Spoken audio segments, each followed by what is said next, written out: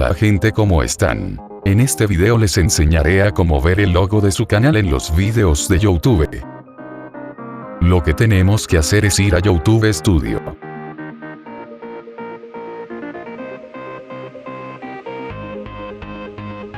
Después ir a personalización.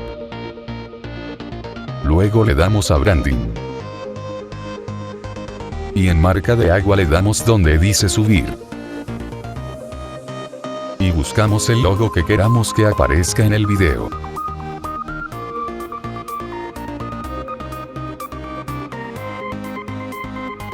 Ahora elegiré que el logo aparezca durante todo el video.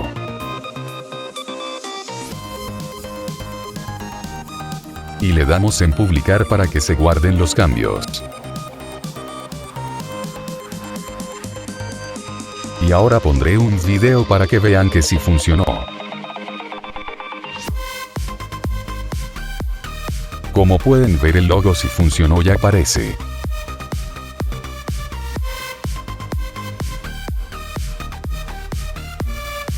Bueno gente, eso es todo. Si les gustó, apóyenme con un like y una suscripción. Hasta la próxima.